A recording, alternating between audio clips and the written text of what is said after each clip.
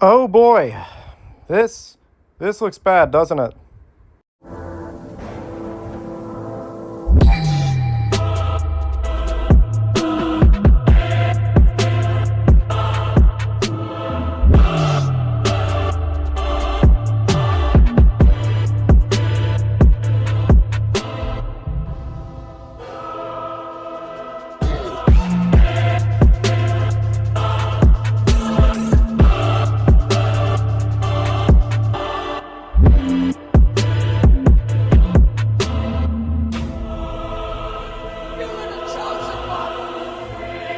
Before we begin, let me just say, just clarify that I have no ill will towards J.J Plagarisms. I actually immensely respect him as a YouTuber, though his fanbase, that's another matter.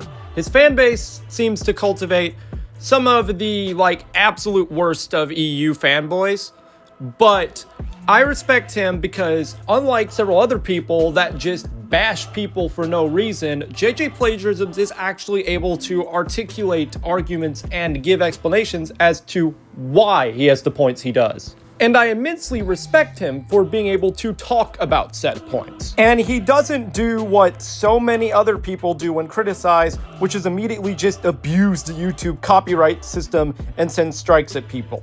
He is an intelligent individual who knows how to articulate arguments and make points. That being said, his persona of being overly confrontational does bite him in the rear sometimes. He is one of the few Star Wars channels, other than myself, who seems to really have a grasp and understand the deeper thematic ties of Star Wars. Not just lore and spaceships and that stuff. The deeper religious aspects. He understands that Star Wars is, at its core, throughout the prequels, a political drama and all of the politics that go into it. He has a deeper understanding of moral corruption and decay.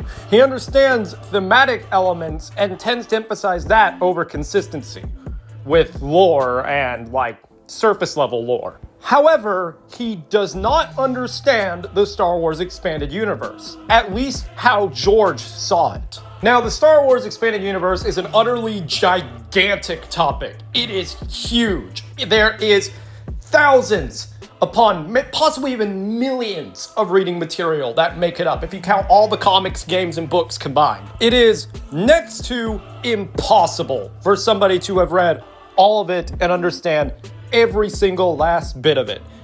It is by far, there's just too much. There is too much for any one person to truly delve into and read every single book, every single comic, and play every single game. That's why there are fan sites that have made jobs of trying to compile every single bit of continuity into one coherent place to read. I'm looking at you, Wikipedia, who has failed to do that exact same job. But even though there was so much of this, its legitimacy with George Lucas was debatable. Now, I know immediately people are going to point to the canonicity tier that was established prior to 2014. And yeah, the EU was kind of officially canon in that way, but it was never set in stone.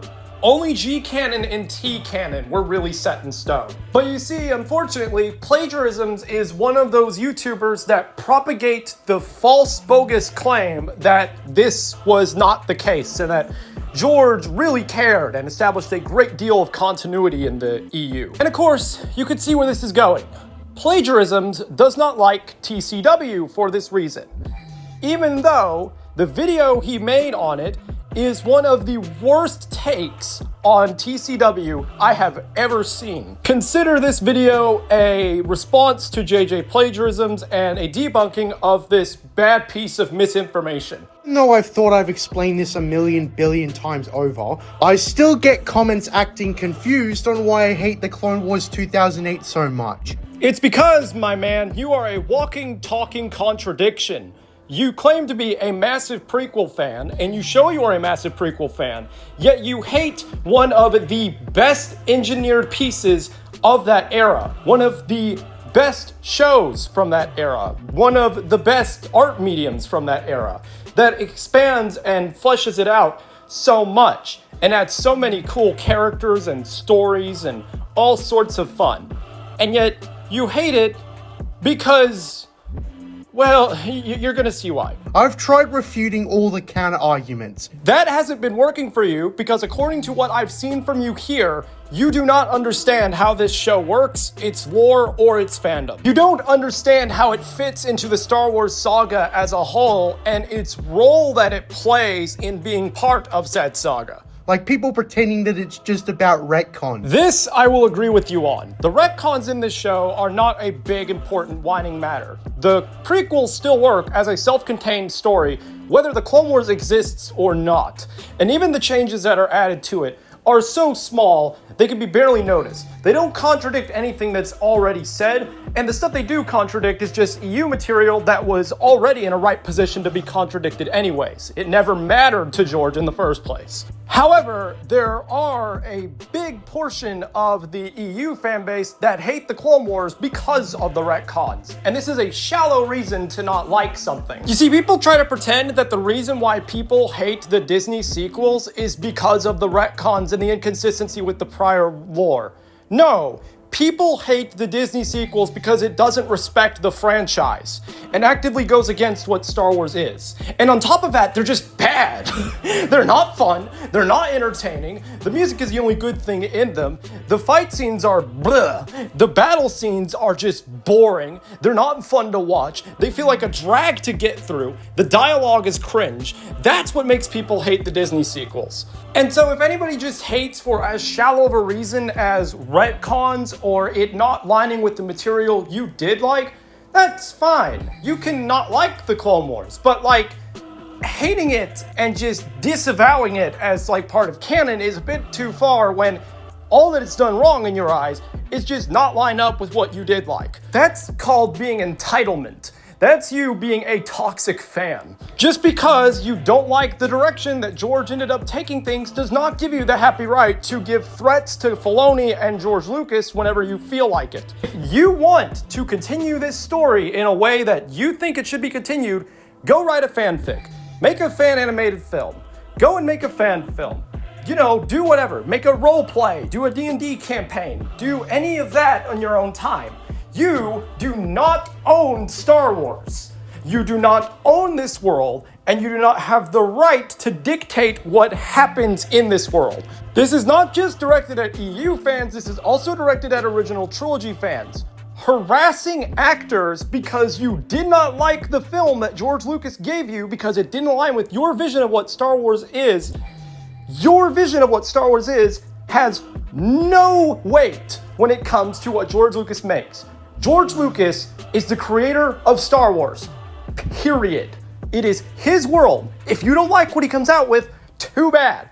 If he caves to your demands, that's called losing all integrity as a creator. The minute you listen too much to your fans and give up your integrity as a creator, you become Rick and Morty. You become Helluva Voss. You become Vivzy Pop. You become Has-Been Hotel. If fans of The Amazing Digital Circus had their way, The Amazing Digital Circus would never be watched by anybody ever again. If the fans of MHA had their way, the entire show would just be a bunch of shipping, and that's it. It is important to keep your integrity as a creator. You are supposed to coexist with your fandom.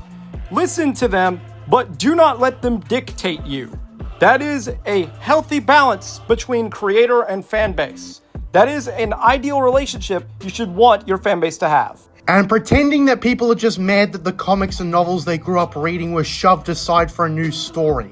Alright, so I'm just gonna point out that, like, there is a crowd of people where that, like, is the genuine problem. They are way too attached to the media they grew up with, because like Star Wars fans in particular had a lot of their childhood defined by Star Wars, and it really just depends on the era that you grew up in. And people, especially EU fans, tend to put the expanded universe on way too high of a pedestal. They overvalue it. There are people that put the original trilogy on way too high of a pedestal, put the prequel trilogy on way too high of a pedestal, and even people who put stuff like the Clone Wars or even, God forbid, Disney stuff way too high on a pedestal, even though I do believe that like Disney hatred is a case-by-case basis as to whether or not it's good or bad. When that's not even close to the biggest problem. Actually, I'd strongly disagree. The biggest problem with the Star Wars fan base, and not just in this question, But the biggest problem with the Star Wars fanbase in its entirety is that it has always been intolerant to a degree. And this, the more you research this, the more you find this just existed and permeated throughout its entire history. The entire history of this franchise is defined by intolerance. Whether it be original trilogy fans being intolerant to the prequels, original trilogy fans being intolerant to prequel trilogy fans, prequels being intolerant to the sequels, albeit for good reason, and then Disney just being intolerant towards its own fan base in its entirety.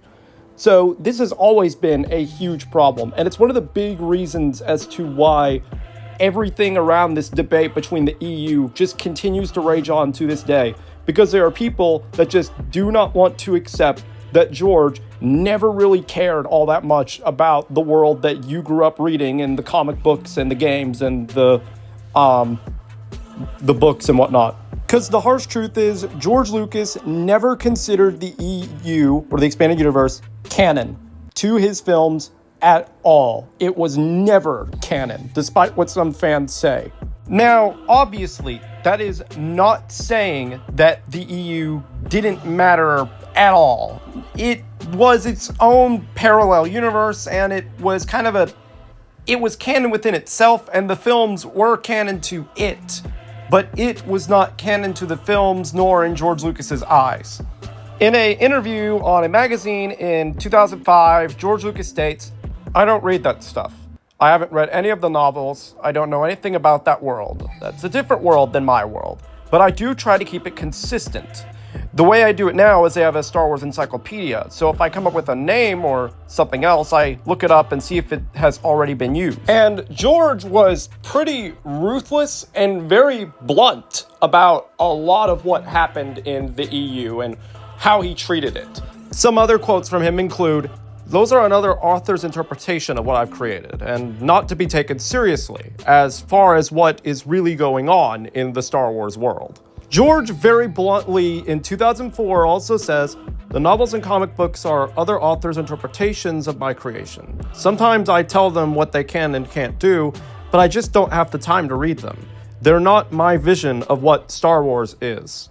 And in an interview, Dave Filoni actually explains perfectly George's thoughts on the EU during the production of TCW. I wasn't in the room at Celebration, but I was out on our stage. And seeing people absolutely lose it was like, I teared up. Like, it was so touching. How do you approach bringing something like that in and giving people what they have been begging for and what you think and what they'll love without it being just fan service? Well, it comes up because it's important to the story. And so it's not fan service at its inception point. It's a funny thing, having been here a while and actually telling Star Wars stories, I'm in a very odd, unique position, which is that there's this notion that everything changed and when everything became Legends. And I can see why people think that. But, having worked with George, I can tell you that it was always very clear, and he made it very clear, that the films and the TV shows were the only thing that he considered canon. That was it. Mm-hmm. So everything else was a world of fun ideas, exciting characters, great possibilities. But the EU was created to explore all those things. And I know, and I fully respect people's opinion about it, that some of the material said the next canon part of it, okay. But from the filmmaking world that I was brought into, the TV series, the films were it. Mm-hmm. They were set in stone. So it was not a big change for me when everyone was saying everything's Legend status now. I'm like, yeah, that's what I've always understood. It's all Legend status. What I've been able to do on Clone Wars is the same thing that George was doing in the prequels, which is, George liked Aayla Secura. Aayla Secura gets pulled out of the comic books, and now she's walking in the Jedi Temple. In Clone Wars, there were several things from the expanded universe that, hey, we need a gang. We need another kind of mafia group, not just the Hutts. Okay, Black Sun. What about Black Sun? Let's look at that. That exists. And I've always leaned towards if we're going to create something, we should check and see if it existed already to the fans. because it has way more value if we bring that in. And Right. it's like, why would I just replace it with something new? He owned all the rights to it and had the right to do whatever the heck he wanted with it because he owned Star Wars. And people who wrote for the EU published their work underneath the Star Wars banner. You were basically signing away your ownership of said thing to George, so he could do what he wanted with it. But he considered your work to be in a parallel universe and not part of his own line of films. And George's version of his canon includes both the G canon, and he considered T canon, specifically the Clone Wars, to also be part of his film's universe. He viewed it as an extension of his prequel trilogy, sitting in between Attack of the Clones and Revenge of the Sith. In 2005, after you finished Revenge of the Sith, and just a few short years later, we had a full season of the Clone Wars. What was it that inspired you to move Star Wars into a weekly television animated series? And what was it that you really wanted to achieve? Well, I've always been interested in animation and everything, and so it seemed like a natural to explore the Clone Wars because we just barely touched on them in the movie. And I thought there were a lot of stories there that would be very interesting and could sustain itself for a TV series. And he did not differentiate between them in terms of narrative importance. And in fact, he put down the EU in favor of the Clone Wars' narrative elements. And most complaints about people that defend the multimedia project and Star Wars Republic and stuff like that as a result are mostly, it just comes across as a bunch of whiny children that are sad and upset and mad because they can't accept the fact that Lucas didn't agree with the version of events that they got. And what is really funny about this is that the worst of the EU fanboys, like the absolute worst of the EU fanboys, claim to defend that this is all about protecting George Lucas's vision of what Star Wars is, when the EU was never George Lucas's vision of what Star Wars is. It was the fans' vision of what Star Wars was. It was part of his vision of Star Wars as a brand and a franchise because he wanted to give fans an outlet to tell their own stories and provide supplementary material, and this whole parallel universe formed that people started to really, really enjoy and delve into. But what also needs to be acknowledged here is the significant gaps in time between individual releases within the EU, and as a result, writers would put forward or posit a bit of information that turned out to be completely wrong later on down the line. While a lot of the EU was fixed with very clever retcons, you can only do so many with said retcons. And in fact, EU fans like to overly pretend that the continuity of the EU was like this absolutely perfect continuity that was perfectly cohesive among all the different outlets. Here is a video from Corey's Datapad that explains just one glaring continuity error from the Clone Wars multimedia project. At the same time, the cohesiveness between things, even directly just within the multimedia project, let alone with the other Clone Wars projects that came later, does tend to get significantly overstated. Let's take Anakin getting knighted, for example. There's a fan page dedicated to maintaining different timelines in Star Wars. I'll link to it in the description, but this includes the pre-TCW 2008 Clone Wars timeline, which does a really impressive job collating everything from the MMP, but it points to the fact that Anakin is a knight at the start of Season 1 of the Clone Wars 2008, only a few months into the war, as essentially the crux of why the timeline is now broken by that show, arguing that too many stories were predicated on him being Obi-Wan's Padawan too late into the war. But Anakin's knighthood wasn't necessarily even the cleanest bit of continuity within the multimedia project. We have two bits of media to look at here, the 2003 show and one of the novels of the MMP called Jedi Trial. Jedi Trial was originally set significantly later into the war, in its final year, and the book is about Anakin being sent on a mission with Nisha Halcyon, funnily enough the grandfather of the aforementioned Corran Horn, as his trial to become a Jedi Knight. It's his success here that prompts Mace Windu and Yoda to grant Anakin a knighthood. In the original animated series, however, Anakin's knighthood is treated very differently. Chapter 21 of the Clone Wars starts with the resolution of the Battle of Hypori, which began in Chapter 20. That episode had introduced General Grievous, showing him winning a really cool duel against a bunch of Jedi including Ki-Adi-Mundi and Kukruk, who became a major player in the comics later on. That battle took place 4 months after Geonosis per the timeline. The next scene shows the Jedi Council discussing the need for more knights, with Coyote-Mundi emphasizing how the reveal of Grievous has really changed the shape of the war. This is why they want more knights. Obi-Wan, in response, suggests Anakin be knighted, specifically foregoing the trials because of everything Anakin had demonstrated in the war so far. Some members of the council, like Oppo Rancisis, are outraged at the possibility of foregoing the trials.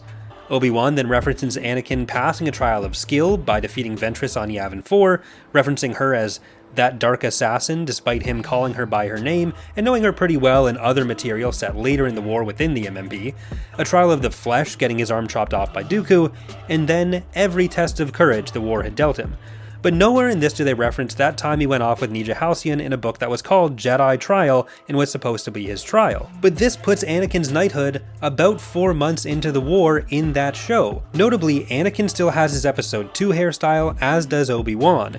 This was very clearly meant by the showrunners to be set very soon after that duel with Grievous. And if you remove it from that context, parts of the scene just don't make sense anymore. Like I mentioned earlier on in the video, the first 21 chapters of the show cover the first few months of the war, then there's a significant time gap, and the final 4 chapters, 22 through 25, cover the weeks leading up, or even just the week leading up to Revenge of the Sith. So Leland Shee did what I think is a perfectly appropriate retcon for the moment, saying that actually the time jump which occurs between chapters 21 and 22 happens between the Battle of Hypori and the council meeting, and that Anakin's hair was just in a top knot.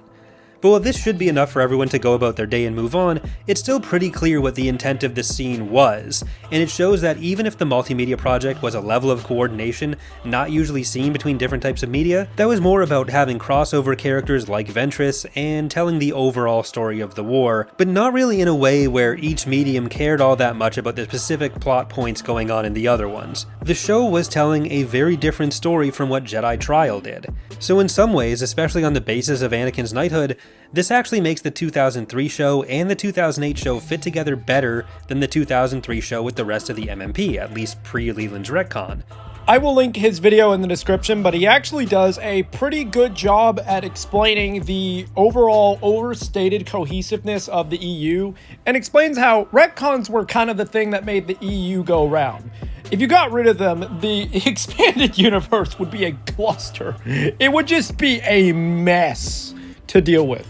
And among all of the writers that did stuff for the expanded universe, at least in the books, you have like your Timothy Zahns, and you have like a few others that like people really point to. But there were like for every, 50 or so good books, or like more like 100 or so good books, because like most of the material was good, there'd be like 50 just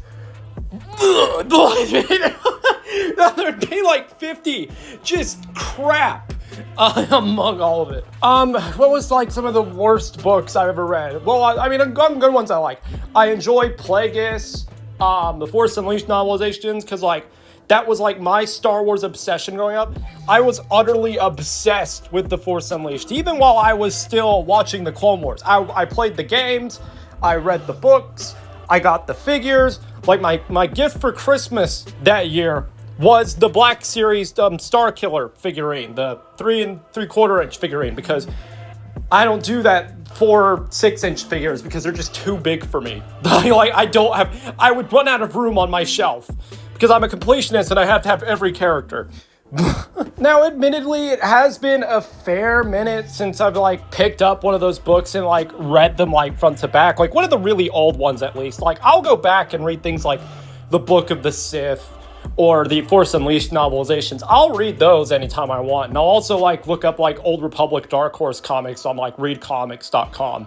The Thrawn trilogy, I frequently revisit, like Heir to the Empire, Dark Force Rising. I think that's what it was called. I think that's what it was called. The Thrawn trilogy, I read those fairly often. I'm like recording this like all in like one go, and I'm just like naming that off the top of my head because like I probably am correct that the book is called Dark Force Rising, but I just want to know for sure. Like recently I've been on a Skyward thing. I've been reading like Brandon Sanderson a whole lot. So yeah. Like I'd probably write this Dark Force Rising, but I'm not bothered to like look it up because it's like at the very top of like the tallest shelf in my room, and like it's gonna hurt somebody if it falls off of that. Like, I've been like rearranging things. Like, you move it too far to the left or the right, and then like my copy of like the complete script of The Empire Strikes Back is gonna fall and whack somebody on the head. And they're not gonna get up very easily from that one. That thing's heavy. I also have, because like I have been involved in the EU, I think like I don't have access to it right now because like after all the events that happened to me, it's still in storage somewhere. But I have a Essential Guide to Vehicles, like the Expanded Universe Essential Guide to Vehicles and Weapons, that one. I also have another one that's, I can't remember, but it's a series about like Obi-Wan and Qui-Gon, and Obi-Wan's a Padawan. It's also in storage, so I do not remember the name of it at the moment. But I do remember I enjoy reading that one. I'm probably going to get it back out when I go back to look at through my storage. But a lot of the EU material changed as time sort of progressed. For instance, some of the very first EU material wrote Luke and Leia's relationship as being more romantic, which is absolutely disgusting now that we know what we know. And believe it or not, it's because of Filoni that EU fans got any representation at all in the Clone Wars. In an interview with Rebel Force Radio, Dave Filoni actually describes very well his process and his thoughts on the EU while making the Clone Wars, and also George's thoughts on it as well. You know, what I guess George would call success at this job, and I think why, you know, I enjoy working on this show so much, how we built this crew, the show itself is all based on one very simple piece of knowledge I have, which is that Star Wars was created by George Lucas. It is his universe, and I respect that, period. There are a lot of things that I would, you know, get left to my own devices, have done differently, even on the Clone Wars. But that's not what I'm here to do. I'm here to bring to the audience the most faithful, accurate Star Wars, you know, story I can that George Lucas hands down to me directly, and get it as close to what he wants it to be as possible. Which, with, you know, his unlimited vision, which he can create, you know, boundless landscapes and planets and people and aliens, you know, it's very difficult to meet those expectations. So that's our biggest challenge.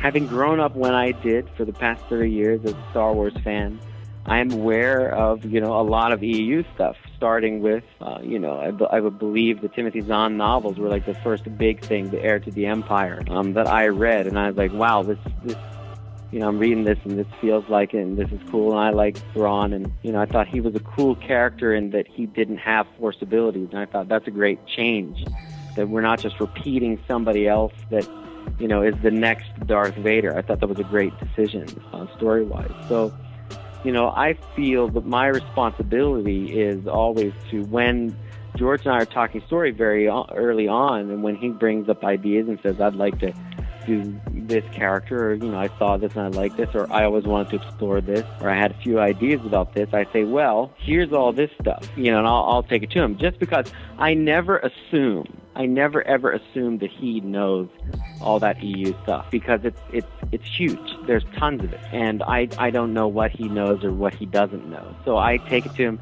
and we look over it, and then, you know, he'll make a decision. The creator of the Star Wars universe will make a decision on whether or not that's the path he wants to go. And then I know that leads to the inevitable question, which is, well, isn't that all guided? But I think some stuff you're looking at, you know, goes back a very long time when it was created. Mm-hmm. And as an artist, what you want to create now, currently, can be different. And when it's not committed to screen in the form that Star Wars always is, which is a visual medium, action-adventure film, you know, I think it's a little more up for grabs, at least it seems so, and some of the stuff in the way, you know, we interpret it. I try to do what I can to bring it in to what I know, and what I know a lot of fans, you know, love and respect.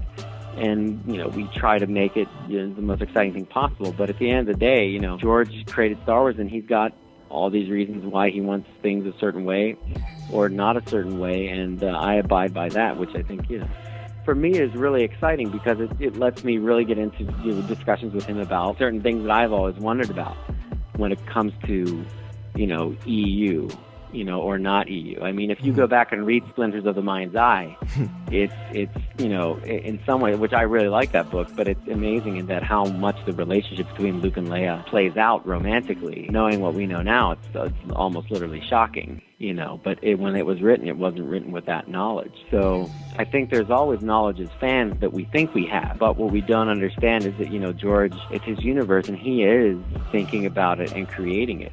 And we like to suppose, how it all turns out, because we're so excited, and we're not often patient enough with how things should turn out. I know that just from, helping create the Clone Wars with George. People assume a whole bunch of stuff when images of the Clone Wars get out, and they assume certain characters doing certain things or certain plots mean certain things. And, I sit there and I'm like, wow, it's like they've got one image. For instance, when Cad Bane was coming out last year, they got one image of this guy, and they've already told me his whole backstory. I haven't even got a chance to tell to them yet. So, I mean, I hope that answers your question as best I can, but it's not something that I think is a negative either. I never see it that way. It has to be a positive. And that's what I want to... At the very least, I wish people would embrace it as a positive thing, because, it's all storytelling, and it is exciting. And yet I understand it as a fan. I understand where people are coming from because it's driven by their passion. So. And for further evidence, there is a whole huge log of quotes from all sorts of different people, and I will read them all now. Oh boy, here we go. In 2001, in response to yet novelists have written Star Wars sequels using the same characters and extending their stories, George Lucas said, "Oh sure, they're done outside my little universe." In Set Online in 2002, George Lucas was asked, "Do you supervise the development of all the off-movie stories? After all, Star Wars exists in books and comics." And George's response is, "I try not to think about that. I have my own world in movies, and I follow it. Of course, that the people who expand this universe work for me, but I can't follow up all that they produce." And they asked, "Can you quote any good story other than the movies?" "No, I don't think so." And he laughs. This was in 2002, said on Set Online, and was translated from Brazilian Portuguese. In a 2008 Sky Movies article, they asked, "What makes Dave Filoni the right man to carry your vision into animation?" George gives a long quote here about Dave Filoni as a creative vision, and also adds, "Dave knows more about Star Wars than I do. He can quickly reference things from other media like Star Wars books, comics, and video games, which are based on what I created, but I don't actually get involved with too deeply." In a 2015 Fuse TV article, Son Stewart basically was asked, "Walk me through what it was like to be asked to write a Star Wars book." Along with giving the synopsis of what he wanted to write, he then adds, "And that was it. From there, I was free to make up pretty much whatever." Gary Kurtz, in an article by Nieuwsblad, translated from Dutch in 2005, says, "Those books revolve around, for example, the twin children of Han and Leia and the rebuilding of the Jedi Order and a new threat from outside the galaxy. They are bland decorations that are, at best, just a repetition of elements from the film trilogy. The chances seem non-existent that Lucas will ever make a film from them. But never say never, of course," he goes on to add. Brett Recto, in Comlink Letters of Star Wars Insider in 2005, was asked by a fan if Mara Jade could get an appearance inside of a movie or a show or something. To which he responded that Mara Jade is an outstanding character, and we here at Insider thank Timothy Zahn every day for creating her. However, stories from the Expanded Universe books are not part of the canon of the films, and therefore it is doubtful she'll make an appearance. Lucy Autry Wilson, in a Talking Bay 94 interview in 2022, had a lot to say on this matter. She said, quote, "And then for the novels, I mean, we just, in the beginning, just let the people write what they wanted. Once you told them what area of the universe they were in, and it started getting complicated really fast. My memory does not function when it comes to continuity, but I wanted the program to have an internal continuity. So I had Sue Rostoni working for me. She would call up West End Games guys. Everybody was running around checking to make sure nobody was killing somebody off who somebody else was doing something with. But we were letting the authors just kind of do what they wanted so long as it made sense. But with Tom Veitch, the story he wrote, we were just kind of letting people do what they wanted then. He wrote this story. I didn't ask George anything. We published it. Later, George would run into me and he'd say, Lucy, I would never clone the Emperor. He doesn't get cloned." And I'm like, how am I supposed to know that if you don't want to be involved in what we're doing? And yet, if I do something you don't like, so I then started having to send him memos, this person wants to do this, this, and this. Is this okay? Is that okay? Leyland Chi for Sci-Fi Wire in 2017 says, he didn't really have that much concern for what we were doing in the books and games. So the expanded universe was very much separate. And Pablo Hidalgo on X in 2023 wrote, well, yeah, I really don't get how anyone who followed the Clone Wars publishing from 2002 to 2005, and then the animated series could think otherwise. He says in response to Dave Filoni stating that the expanded universe was never considered canon by George Lucas. Then again, he also does admit to being an enormous idiot, so take his quote as you will. When asked about what the EU was, on his second line of quotes, he basically responded with, quote, "They're tie-in fiction, licensed for a licensing fee collected from the publishing companies. The head of FL licensing made the case there was business here and got the blessing to do it. There's nothing illegal or illicit about it. It's how franchise licensing works." Basically, every time George put pencil to yellow notepad paper, we knew to expect some surprises. All the way back in 1977, Jack Sorensen of The New Yorker wrote, "George creates the stories, we create the places." And Tim Truman, on creating Sherrod Het, in 2017 on a forum on swordsdofred.com, he reported that Lucasfilm probably wouldn't go for it. The company had warned Dark Horse and other licensors that doing extended stories about Tatooine's desert people was off limits. I convinced him to let me at least have a go at throwing them a written pitch. Reluctantly, he agreed. Desert cultures have always fascinated me, the Apache and other southwestern American tribes, African Tuaregs, Arabian Bedouins, etc. I pulled up my research, worked up a plot, and handed it over. A week later, I got an email from my editor. "Congratulations, Tim. You've broken the Tuscan barrier." I printed it out and had it taped to the wall by my desk for years. There's a whole lot more that I can get into, but I will bring them up once they are relevant. Now, the whole thing about this is that when you have this context in mind, all the fights between the EU fans and the other Star Wars fan base, the other sects of it, is basically just, it comes across as people being whiny because they didn't like that George took the Clone Wars as his vision over the multimedia project, like Dark Horse Comics or Star Wars Republic or anything like that. That they didn't like Lucas's vision. Now, that's fine if you admit that. If you prefer Star Wars Republic or the multimedia project to the Clone Wars, have at you. Go on, like what you like. At least know that there is always going to be this group of people that will never be able to join the rich kids club because they were never able to afford every single comic. That's the biggest gateway to this. The Clone Wars was free to watch, but the comics you had to buy. So you can like these comics. You can be in your rich kids club. I'm actually kind of upset that I couldn't read every single comic myself. See, most of my childhood with these comics was mostly me reading them secondhand from a friend of mine that would bring them to school. We would arrive very early to elementary school in the morning. We'd arrive at like 6 a.m. or something like that, like sometimes close to 7. And so I just know that it was very, very early because more often than not, it was still dark outside. Like the sun hadn't fully crested the hill yet. The teacher hadn't even really come in yet. And so while we waited, he would bring all kinds of comics. He brought like Bionicle comics, Transformers comics, and things like that. And among all that, he would bring things like Star Wars Republic.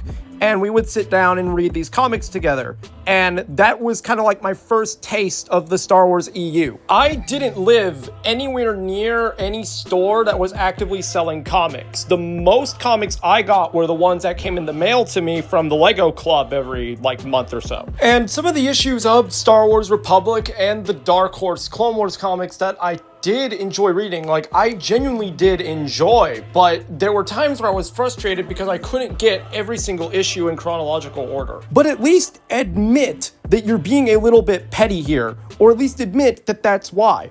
Don't try to come up with all these excuses of the multimedia project is the Lucas's vision of things and that the Clone Wars retconned it. No, it's the other way around. The Clone Wars got rid of something that was never considered canon by George Lucas in the first place. And instead of being mature and accepting that fact, people decide to be hissy little children and throw whiny fits on the internet. And this is why the Star Wars fandom is the way it is to this day. And there are times where I genuinely hate being a Star Wars fan because of this. Because just like this title is, being a Star Wars fan is being in an actual war 24/7. And it is the stupidest war known to mankind because it's people arguing over objective facts that are like provable. Yet everybody makes it controversial because no side will agree with one another because neither side is willing to let their childhood like go. No one's willing to grow up. Everyone in here is a child. Everyone in this fan base is a child. But you are going to go into how it doesn't respect the original source material. I can bring up quotes about how George Lucas is directly involved with TCW's development, but I will do that later so you can just get to the point that you're trying to make. Because I have yapped for way too long and have brought up way too many quotes when I respect you as a creator and I will hear you out. What is the biggest problem then? It's that the Clone Wars doesn't respect the prequel trilogy itself. The way the show itself is designed acts to apologize for the Star Wars prequels as an embarrassment and a stain on Star Wars. Okay, so I know you're going to say that the Clone Wars doesn't respect the not the sequels, crap. The Clone Wars doesn't respect the prequel trilogy itself.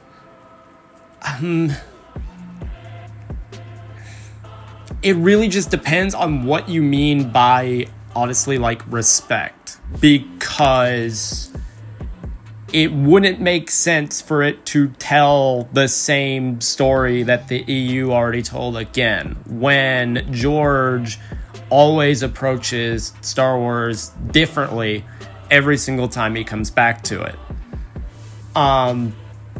It's pretty faithful to the source material, all things considered. It's pretty faithful to the original movies. It only fills in gaps that just weren't ever like really explained. They were left open. The inhibitor chips are probably like the big scapegoat that everybody wants to point their fingers at and blame for all of their problems. But the thing is that it's never really said in Revenge of the Sith that they don't exist. The clones are left pretty open because they weren't really an important part of Anakin Skywalker's story. The Clone Wars tries to tell the story of the prequels, like the prequels themselves. So obviously the clones need more fleshing out to tell that sort of story. You can't have the clones the way they are and tell the narrative that George wanted to tell. And the more you look at the Clone Wars, the more you'll realize that anything that people call retcons about it, it's either stuff from the EU, which was never canon in the first place, or it's stuff that the films left completely open. There are hints of the clones having personalities in the films. If you look really closely at the background of a lot of the Revenge of the Sith, the battle sequences, you'll see, like, I think there's a clone that's punching a droid in the far background, which is something that the, TCW referenced later on. And the inhibitor chips, when done right, don't necessarily contradict what you see in Revenge of the Sith because it's all happening in the clone's head, essentially. So we don't know entirely what's going on inside their minds. Cody also makes a joke to Obi-Wan in the Utapau chase scene with the when he gives him back his lightsaber, oh, by the way, I think you'll be needing this.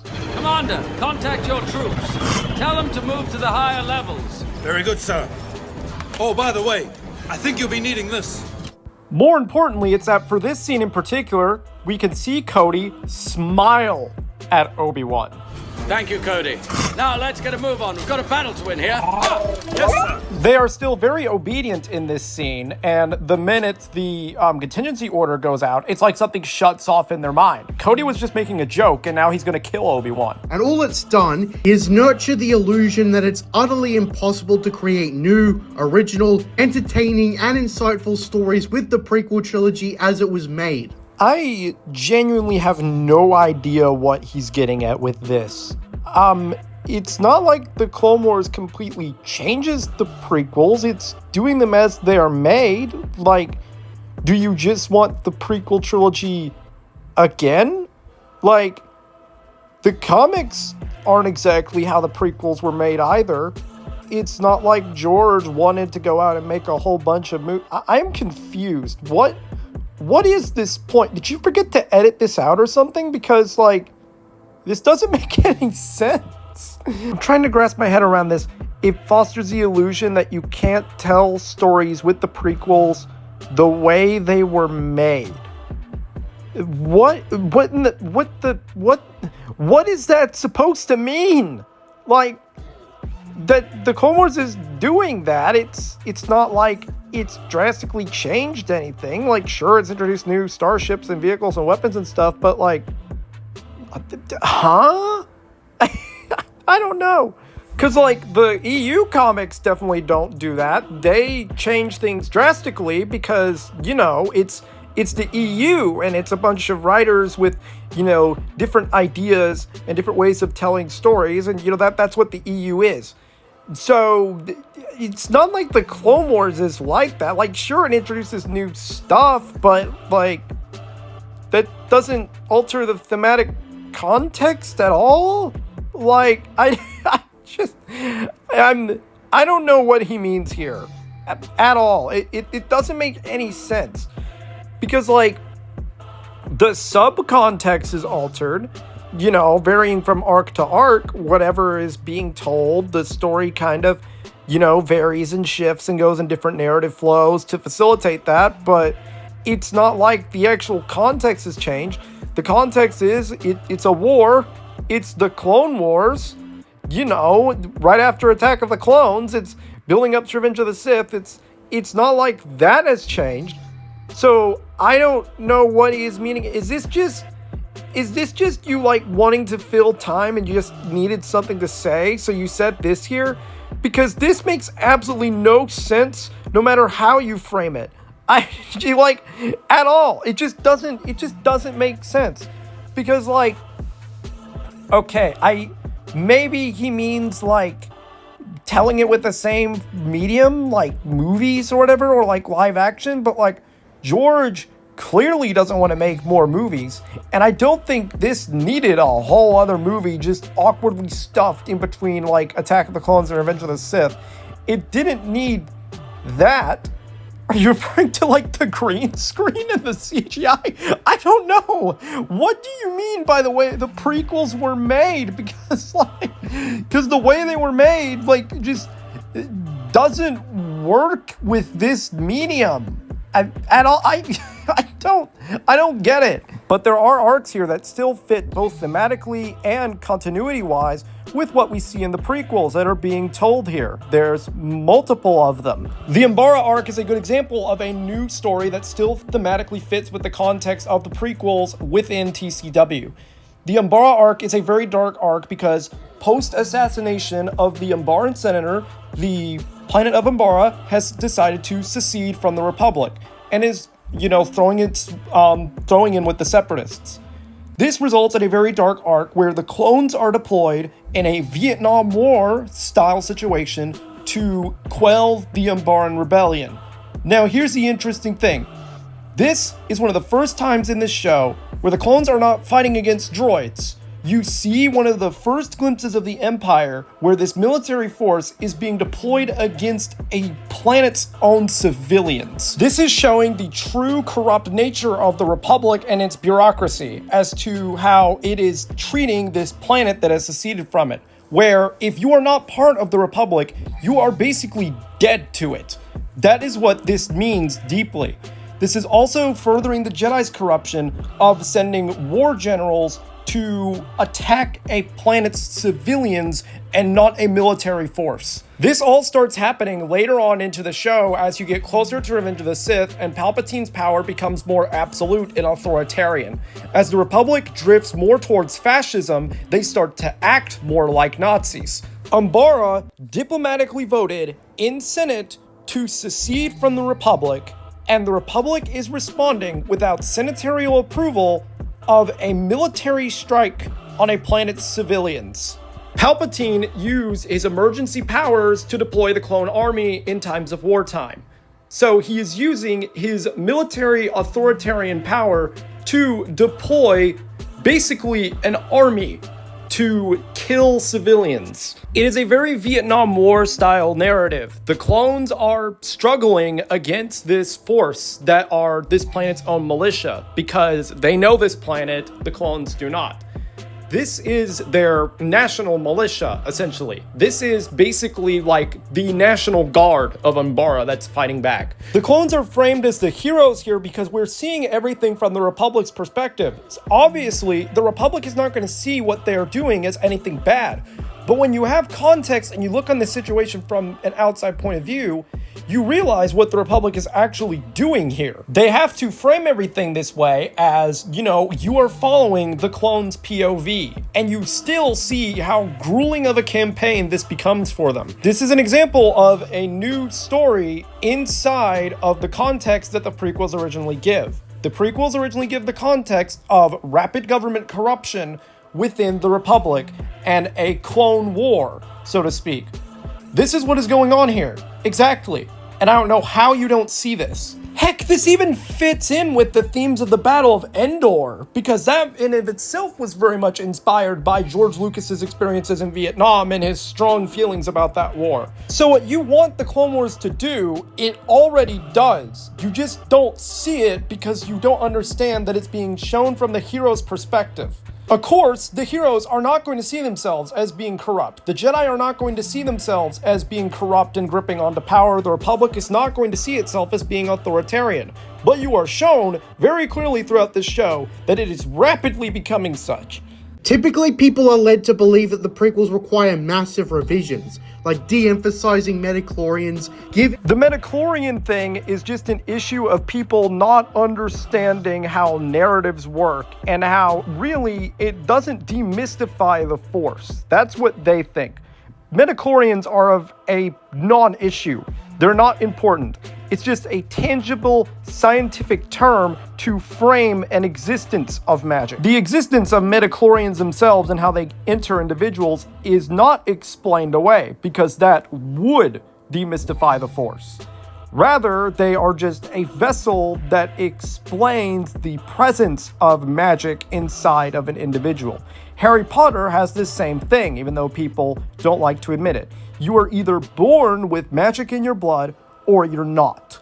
It's either or. Now, there have been hints from the very beginning that this is not necessarily the case in Star Wars. The Force does reside in all living beings, and the amount of midichlorians inside of you dictate your ability to tangibly sense it and interact with it. It's thereby understandable to possibly theorize that all living beings have some amount of midichlorians in them in the galaxy, but only a select few have a large enough number to be tangibly Force sensitive. The prequels don't even place that heavy of an emphasis on midichlorians. They merely use them as a vessel to explain that Anakin is far more Force sensitive than any of the other Jedi. And with things like this in mind, Sabine's supposed sudden Force sensitivity inside of Ahsoka isn't really all that implausible if you really look at it. We know that Princess Leia was Force sensitive the entire time, and yet she showed next to no signs of it, leading one to believe that perhaps her midichlorian count was actually smaller than, say, something like Anakin or even Luke,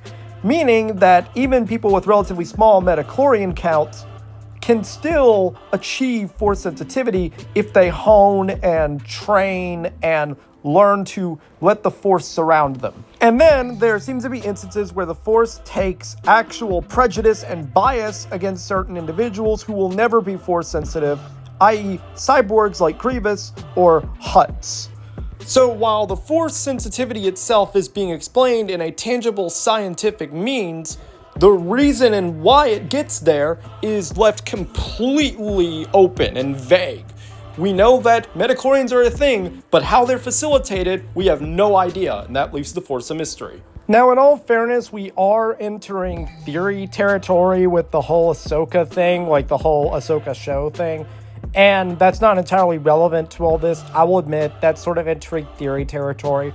But the other reason why people don't really seem to like midichlorians is that they never understood how the Force worked, at least in the eyes of George Lucas in the first place. You see, there's this group of people that think that, like, Luke was special, that he was like some divine divinity, that was like, that it was a mystery, that it was an enigma, that the Force was this riddle, this mystical divine power that no one really knows about. When in reality, when you look at what George based this whole series on, all the mythological and religious inspirations for Star Wars, religion doesn't work that way. Using my religion, my practice, for example, I am a non-denominational Christian. God, while an enigmatic and powerful being, is not without motivation or tangible science as to how what he does works. He has clear motives and is a individual, an actor within the stories of the Bible. People took the Force's name at face value and just assumed it was this enigmatic, mysterious force, and not a divine deity with tangible science as to how what it does works. Giving the clone troopers personalities. While not necessarily relevant for the story that the prequel trilogy itself was trying to tell, it is important that the clones are tangible human beings with thoughts, feelings, and personalities, hopes and dreams, because of Republic propaganda and how they have lobbied so hard against droids. Many anti-CIS propaganda pushed by the Republic centered around the idea that clones were not droids, that you could put your trust in the clones and not droids. This does not work if the clones are basically just organic droids. Imperial propaganda that came along later focused about, again, putting down droids, but also clones in favor of propping up human recruitment for the Stormtrooper Corps. And even without the Bad Batch for further context on this, cloning was likely not cheap. The pure reason for the Empire to phase out clones in favor of organic human recruits was most likely monetary. This would be cheap and easy to just throw men out onto the battlefield to die than it is to engineer soldiers fine-tuned for fighting perfection. While I do not agree with Disney's treatment of stormtroopers over the years, George Lucas's display of stormtroopers losing at the Battle of Endor was not accidental. These are just recruits. Most of the Empire's trained and high brass personnel likely died aboard the Death Star. It is no wonder that the Empire seems to be very incompetent forever afterwards, because their high-ranking military officials all blew up. Keep in mind that our old pal Sheev's plan was based on just overall good old classic Sith arrogance and pride, believing that the rebels had basically already been defeated and that they would be an easy target for the Empire to wipe out. So I can imagine that the garrison they put down there, even though he says, "my finest men," the finest men that he has left is probably what he meant. And that's not many. Combine this with other factors such as disconnect between the troops on the ground and the officers in the air, being caught by surprise by the Ewok sudden attack, the unfamiliarity with Endor and its environment, literally allowing the rebels to take over the main base before being taken outside, basically cutting off all communication with your headquarters. Like, what are you doing? As well as misuse of the ATSTs, and that leads to disaster. That's the Battle of Endor. But the objective of both Imperial and Republic propaganda remained the same, and that was use the Separatist Alliance to scare the ever-living crap out of the galaxy and its civilians. Palpatine used the Separatist Alliance as the pawn, the threat to justify everything he was doing. The big scary boogeyman that kept the Senate up at night and continuing to vote and give him emergency powers. The very machination that allowed and justified the Galactic Empire's existence and why it was applauded so uniformly. Palpatine basically brainwashed the entirety of the galaxy's populace into believing that the Grand Army of the Republic was needed for this droid threat, and later that the Galactic Empire was needed for peace and security from whatever remained of the Separatist Alliance. Because while officially the majority of the droid armies were shut down, the ones that remained were no longer underneath Sidious's control. and were very powerful now that they weren't being led by a man who wanted them to lose. He used the justification of separatist holdouts as this big bad boogeyman to keep the Senate awake at night, to keep the empire on its toes, to keep the citizens supporting the empire, because people were scared of this faction after everything Palpatine had done with them. And it was understandably terrified. An army of cold and motionless automatons that feel nothing, led by a general who was a walking nightmare, would descend upon your home in hordes. Hordes too big for you to do anything about.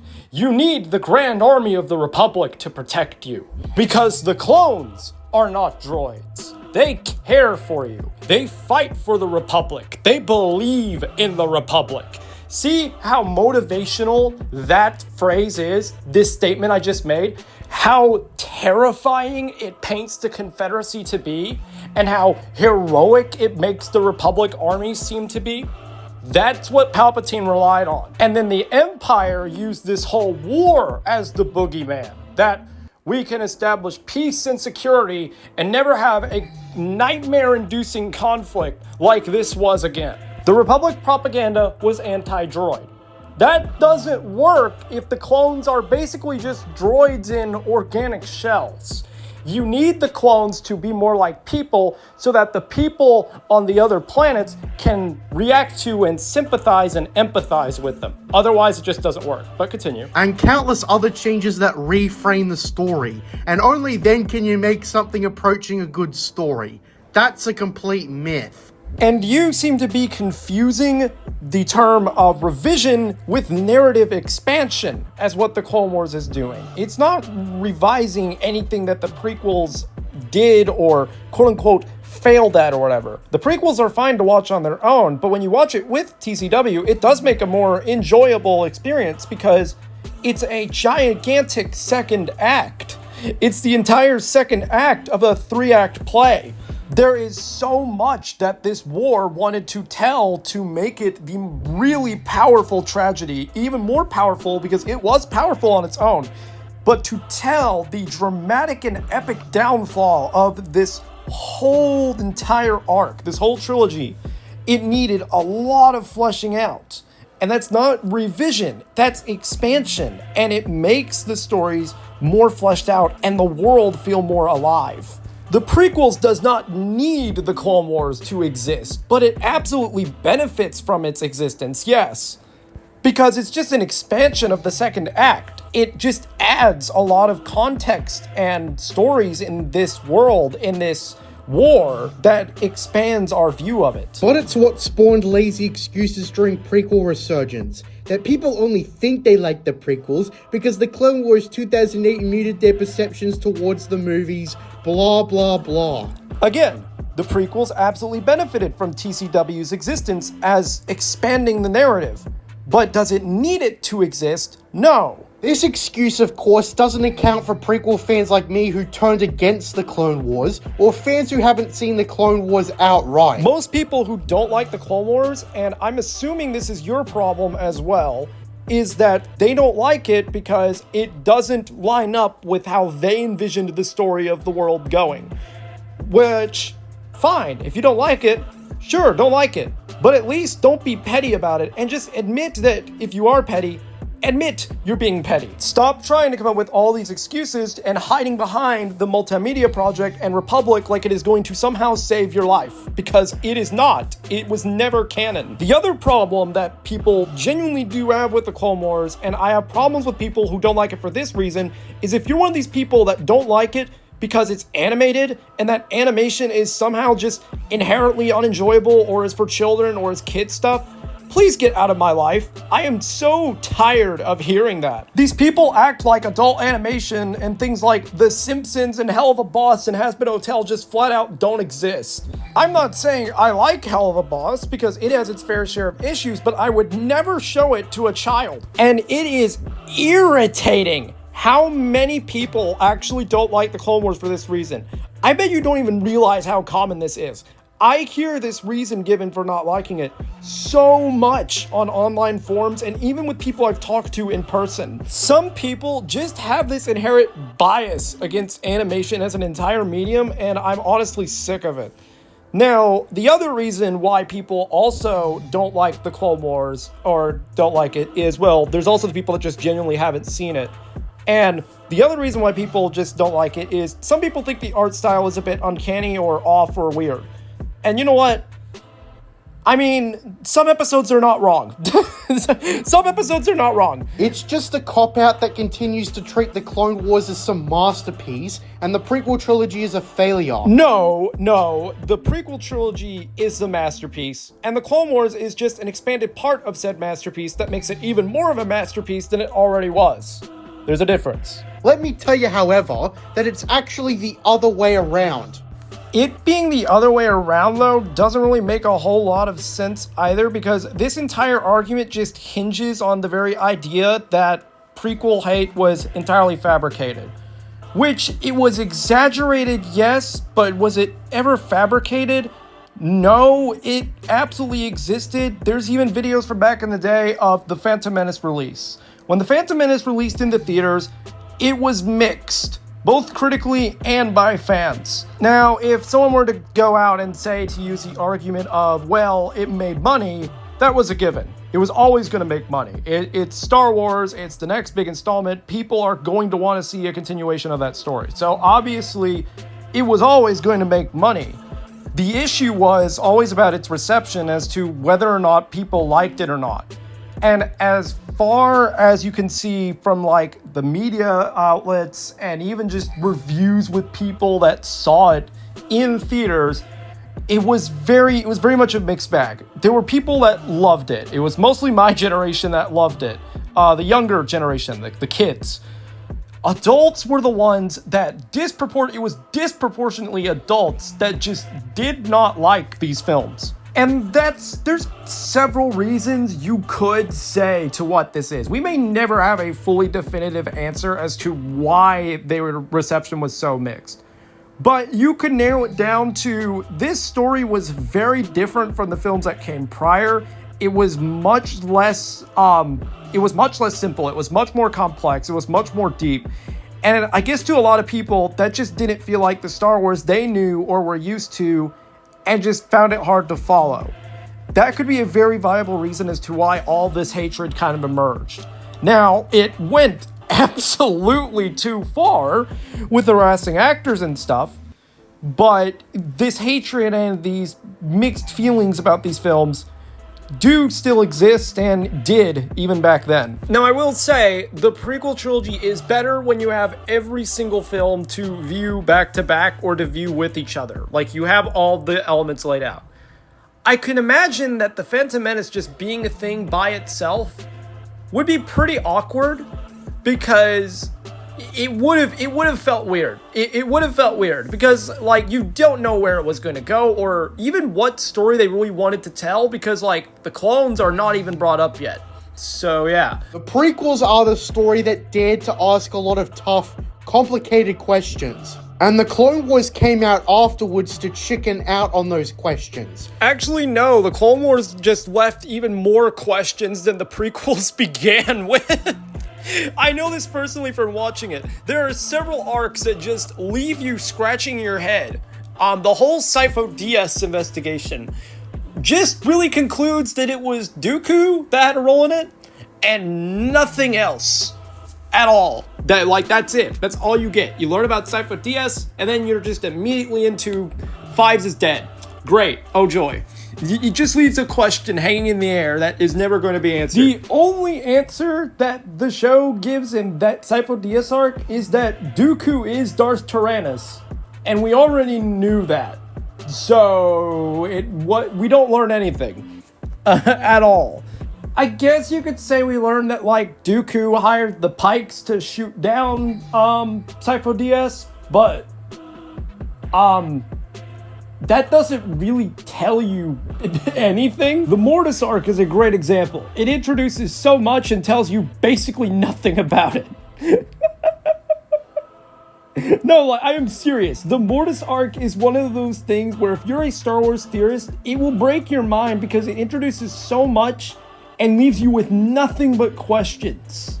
But bringing up the Sifo Dyas arc is a good thing because that's a perfect example of expanding the story that George already made. Because, in fact, the whole Sifo Dyas investigation was a story he wanted to tell in the prequels, but got cut for time. His backstory was cut back when Revenge of the Sith was going to be a much, much longer film.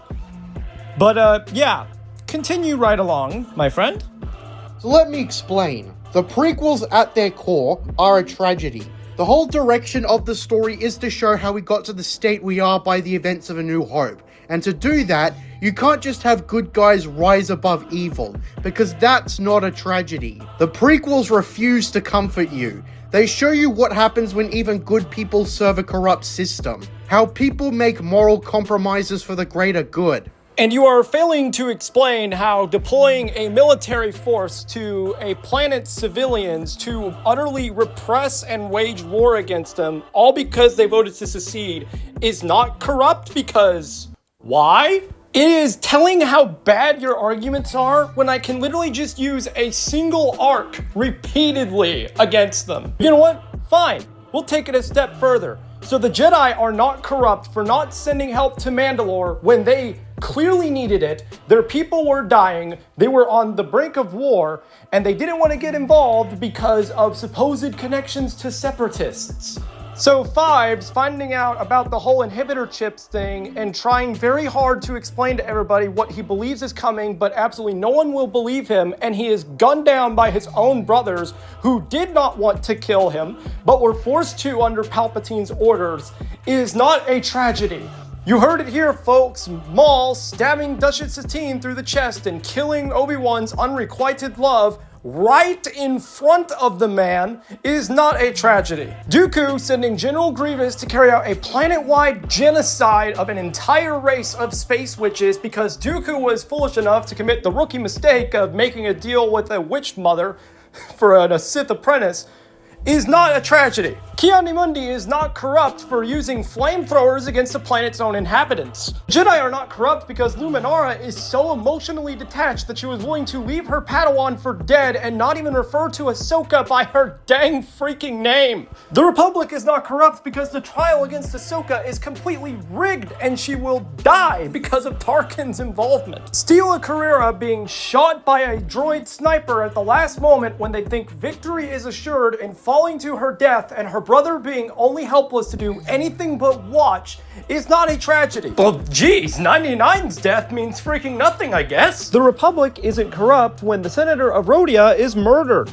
Anakin learning exactly of the dark, horrible being he is going to become, the terrible deeds he is going to do, and Alderaan getting basically no-scoped for utterly no reason whatsoever, and not being allowed to even retain this knowledge, as it has to be erased from him because he was never meant to see what is going to happen, as if the Force willed this horrible stuff to happen, is not a tragedy. Krell ordering both two clone battalions against one another, lying to them into believing they were attacking Umbarans wearing clone armor, only to realize they were shooting at their own men in one of the worst friendly fire incidents ever depicted on screen in Star Wars, is not a tragedy. My brother in Christ, have you even watched this show? And what the Jedi become when they decide to be war generals instead of guardians of the peace. We're almost through! Bring in the flamethrowers!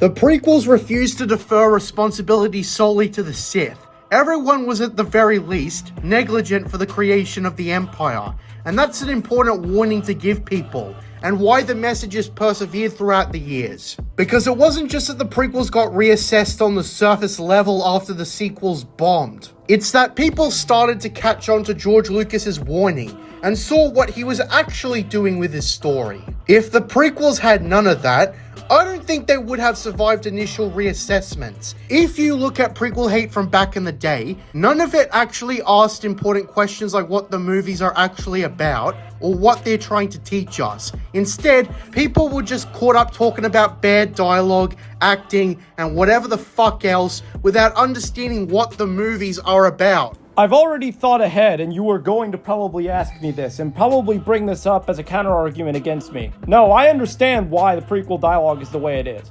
It's like a Shakespearean play. It's like heavily acted.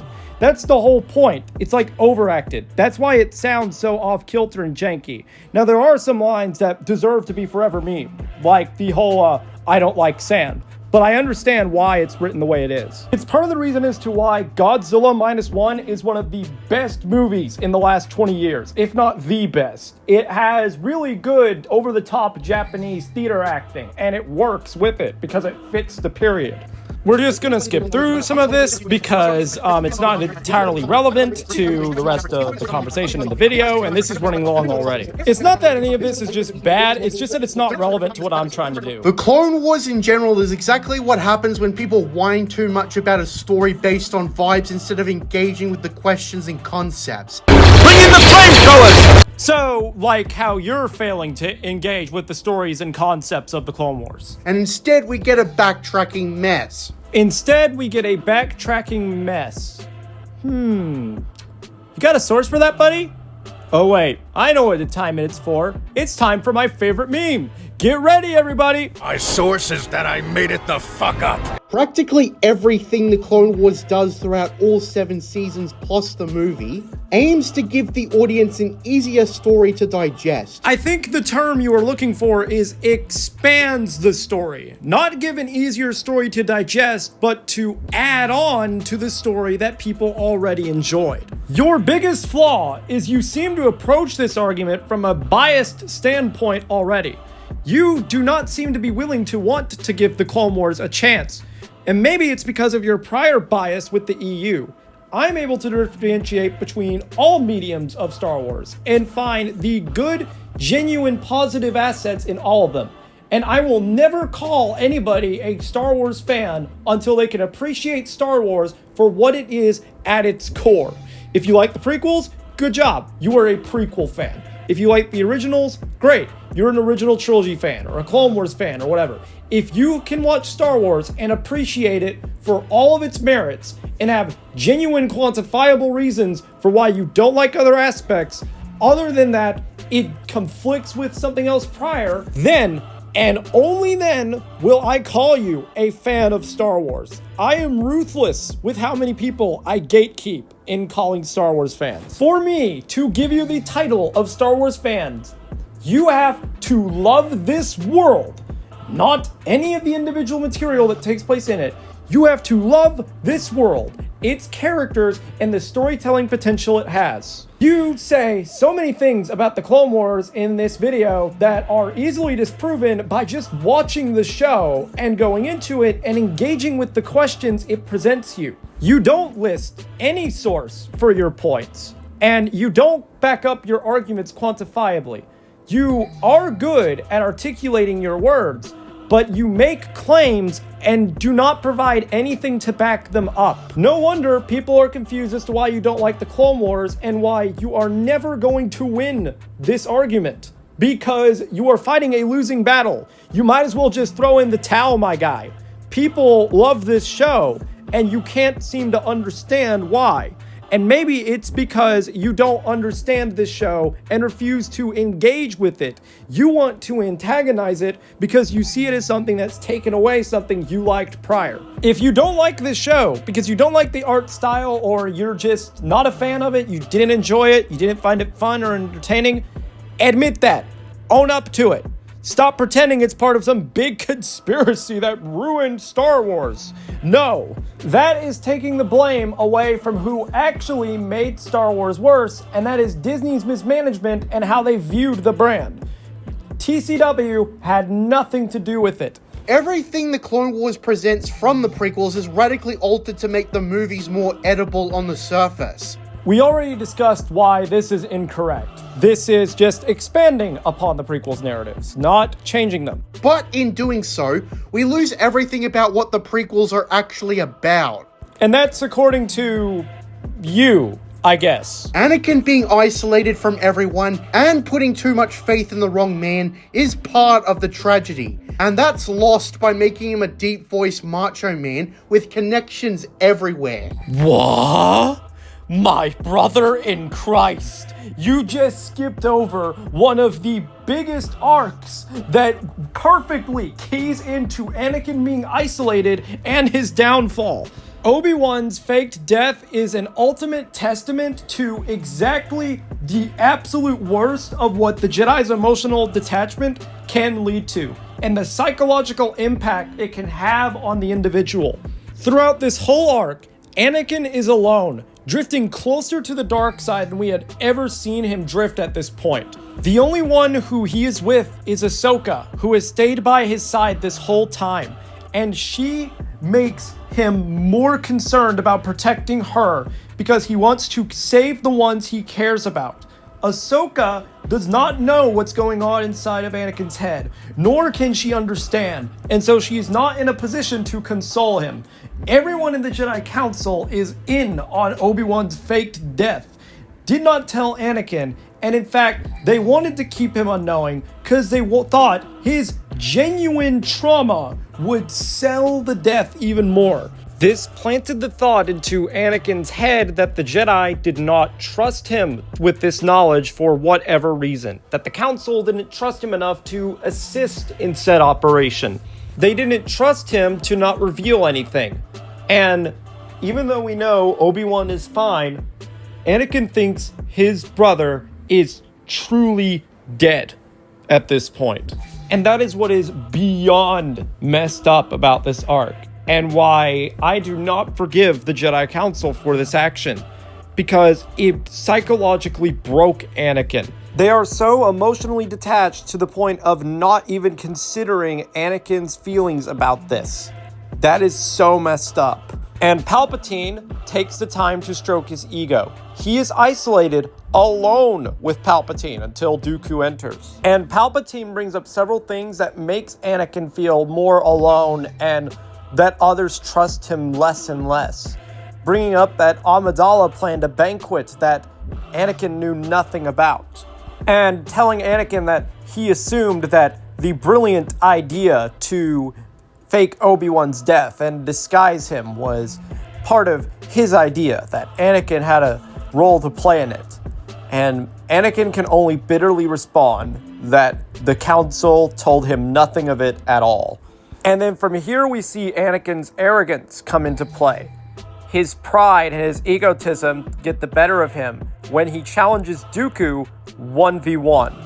Isolated and alone, Dooku absolutely kicks his butt. This arc is a perfect example of isolating Anakin, and you actually see this throughout. Throughout most of the show, Anakin is alone when he fights Dooku, or the people he meets die. He frequently gets separated away from Ahsoka in a lot of their battles. In the Umbara arc, Anakin was taken away from his own men. He separated away from Ahsoka for the Siege on Mandalore arc. He separated away from Padme with the whole Rush Clovis situation. Ahsoka frequently gets separated away from him herself because of her own doings as well. And yeah, Anakin frequently finds himself alone. So obviously this continues to build up to the tragedy.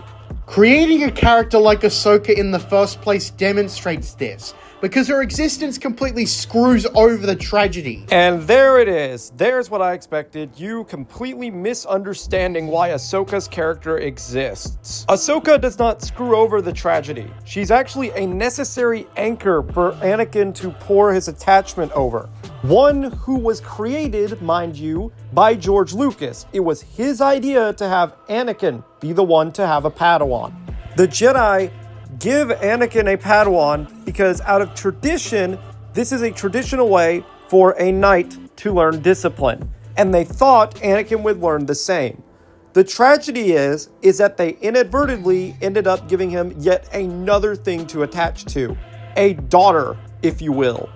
Throughout the course of the show, Anakin assumes full responsibility for Ahsoka and everything that happens to her, becoming very attached to her. Ahsoka is actually one of the key pillars to Darth Vader's psychological makeup. Ahsoka's importance to understanding Darth Vader cannot be understated. It's because of her that everything he does in the original trilogy makes so much sense and hurts because of how tragic it is. While Anakin's fall to the dark side was pushed by visions of Padme dying and his desires to save her, Ahsoka ties into Luke Skywalker. Prior to Ahsoka, Anakin did not want anything to do with children. He was very sort of selfish and very self-centered, believing a Padawan would only slow him down.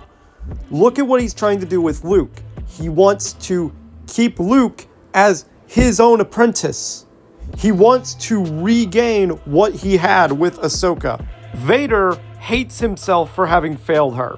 Hates himself for having failed to be a Jedi, for having failed Obi-Wan, for having failed everybody. It is because of Ahsoka that Anakin did become a father, and a father who cared enough to save his son, because he failed Ahsoka that day, and he wasn't going to fail his son. The wrong Jedi and Ahsoka's trial arc is one of the most tragic things in the Clone Wars because it is the beginning of the end for Anakin as a character.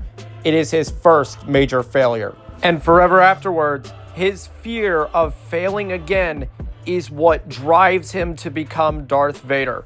And no, she did not result in a better story whatsoever. There's a reason she wasn't in the prequels or the Clone Wars multimedia project. She resulted in a more fleshed out story long term, and the reason why she wasn't in the multimedia project is because those were not George Lucas's vision. Because those two stories that actually coexist thematically and narratively with each other, until George retcons them because he has the happy authority to do so, understood that the prequels are not meant to be a feel-good story. I'm just going to throw this image on the screen and not say anything else. They are building towards a tragic ending, where everyone in some way was negligent. If you try to take the Clone Wars 2008 seriously in relation to Revenge of the Sith, you can't. It's an utter joke. That's because you simply actually haven't tried, like, at all.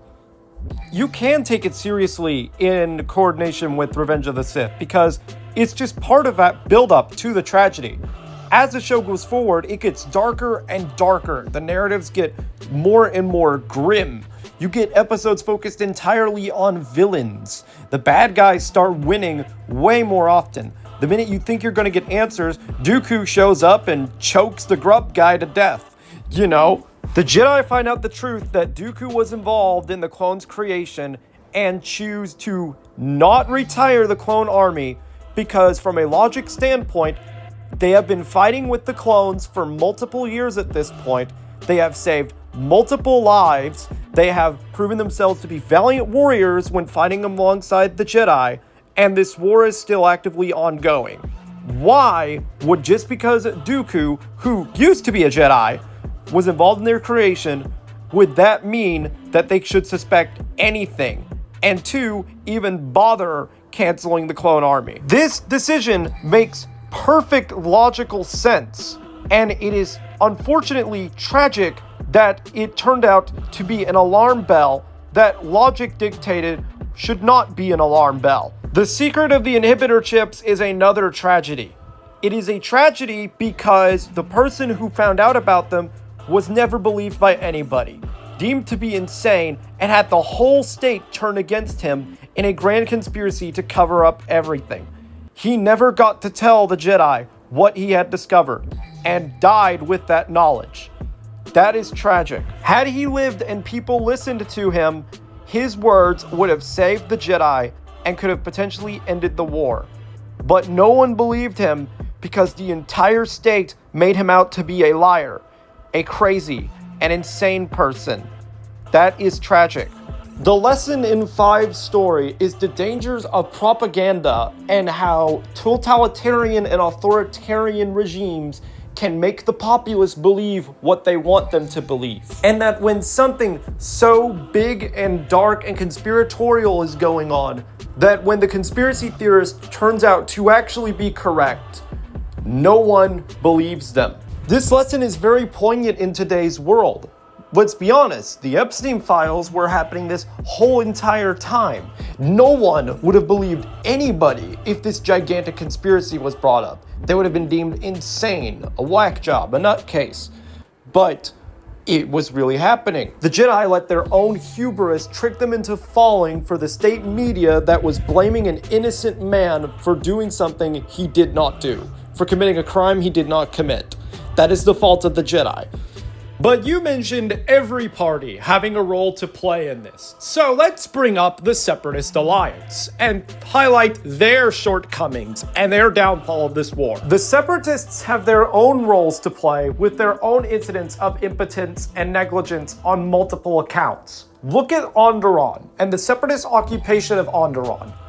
What should have been a quick and simple means of incorporating Onderon into the Separatist Alliance turned into an active rebellion because they screwed up putting a new king on the throne and overthrowing the previous king. See, while the rebel movement in Onderon eventually became about reunification with the Republic, it was only because people saw Sanjay Rash as a phony, fake, and honestly incompetent king. They wanted the return of King Dendup because he was more competent and more adept at ruling Onderon. If they gave in to some of these rebels' demands, then perhaps the rebels would stop and discuss terms. However, the Separatists went about this wrong. They treated this occupation as a military occupation and not a form of a new civilian government. They quickly used the military and established a military state for everything, ruling this planet through force. Kalani may be a brilliant tactician, but he approached the situation on Onderon wrong, handling it like it was a matter of military means and instead of looking at diplomacy as an option. The Separatists immediately resorted to warfare and ignored any means of talking and negotiations. What Sanjay Rash highlights here is he represents the absolute worst of what plagued the Confederacy in its entirety. And that was being made up of corrupt individuals who did not care about the moral cause of the Confederacy, but only cared about being selfish individuals who only cared about what they could get from it. TCW actually shed a whole lot of light on the Confederacy, more than what people seem to realize, and it was that the Confederacy of Independent Systems, despite all of their preaching of fighting for freedom from the tyranny and corruption of the Republic, practiced their own form of tyranny and corruption. This comes full circle in Revenge of the Sith with the death of the Separatist High Council, and Newt Gunray's words of, "Lord Sidious promised us peace," talking about the broader Confederacy and its truly just cause. But the individuals in question that Anakin were slaughtering were horrible, awful, malignant, and evil people that deserved honestly everything they got coming to them. But with the added context of TCW, this scene is reframed from when these horrible, awful people that normally this would be a triumphant moment, this is a somber, horrible, and traumatic and honestly tragic moment. Anakin is cutting down the image of what the Confederacy was portrayed as, how he saw it as for so long, while at the same time killing the very just cause and the call for freedom that dwelled within it. The diplomacy that his wife fought for so hard throughout the entirety of this war and the whole of TCW, the series, is just killed right here. Throughout TCW, Padme makes numerous attempts to negotiate with the Separatists and end the war peacefully, only for Anakin to kill diplomacy. This is what this scene represents. Anakin is killing democracy in this scene. He is carrying out a heinous and evil action that the public will never see, that it is kept under wraps, that the liberty of self-determination is being slaughtered right here. Because there is no separatism in Palpatine's empire. There is no freedom in Palpatine's empire. And the very faction that actually represented it, but the Republic was always viewed as evil, is being killed right here. The propaganda has done its work. Nobody is going to cry for the deaths of these individuals. Years of warfare and indoctrination and the fear of battle droids trouncing onto one's home planet outside the doorstep of one's house has come full circle. Everybody wanted the Separatists gone, and they will cheer on a totalitarian authoritarian figure who is promising to do it. People will cheer on the death of this Separatist alliance and the Republic with thunderous applause. And while Sidious himself stands on his stand and is delivering promises of peace and prosperity and security, we see a harrowing view of exactly what happened to the last people he made those same promises to. We see exactly how hollow and empty his words are. And with one final horrifying realization that ties back into the Clone Wars, we realize the Separatists were right. That the Republic was corrupt and tyrannical, but no one could see it because the Separatists were always painted as the bad guys. And despite how horrible these individuals were, this scene is the death of the good guys. The Republic was so self-absorbed, it didn't realize they were its own villain. That what would ultimately destroy the Republic would not be this war. It would be itself. They were the bad guys the entire time. They did not become the bad guys. They were always the villains in the story. But they spent so long believing they were heroes, they allowed every lie of one man to drive them to their own death, to hit the nail into their own funeral coffin. Not even realizing that this war drove society so mad, it led them to commit their own suicide. And the Clone Wars helps to tell this part of the story. Now, let's talk about the corruption of the Republic and get a glance into the further nuance that this show adds to the prequels as a whole. The Republic, from the very beginning and from everything you see in both the prequels and TCW, is a deeply flawed system. Flawed at its very foundations, and thus was easy to corrupt from the inside. Based on what we see in TCW, and added on to what we see in Attack of the Clones, Palpatine's philosophy is very clearly militarism. To Palpatine, this war is more than just a means to manipulate everybody. It is also an economic boon that gives him an excuse to make a rampant economy formed around production of troops, equipment, vehicles, and weapons to continue this war. Many of the senators have made very strong ties with others, and you'll notice that some of the most powerful individuals with the most powerful amount of bargaining power are not senators that are heads of planets and people. They are senators that are heads of large corporations. Senator Brutoni of Camino routinely pushes for the production of more clone troopers. Because along with sucking up to Palpatine's militaristic ideology, this benefits Camino directly because they benefit a crap ton of credits from this clone production that they produce for the Republic. As a result of this, domestic politics for Coruscant and other Republic planets at large have been completely shafted in favor of continuing this war and producing troops and weapons and vehicles. Massive bills are drafted to fund the production of more clone troopers, pushed heavily by Camino and its allies. TCW establishes Padme as more than just a skilled and talented politician. They establish her as a voice of pacifism in the midst of this war. Padme routinely tries to defuse this war and solve problems through diplomacy and negotiations. Things she has attempted in the movies, but was never successful at. We see Palpatine routinely use his separatist underlings to stir up commotion in the Senate, and therefore give him an excuse to use his emergency powers to override decisions. Not to mention, we learned that some senators are just terrible to their own people. Senator Ornfree Ta of Ryloth is a perfect example of this. He is a universal symbol of greed and corruption within the Republic, and he pushed for the creation of the clone army and more clones because he was a coward who constantly believed he was in danger. The Republic was by and large made up of rich bureaucrats that did not care about its own people and was negligent in allowing the Republic to dissolve into a military state. And we'll get to the propaganda when he brings up his next point.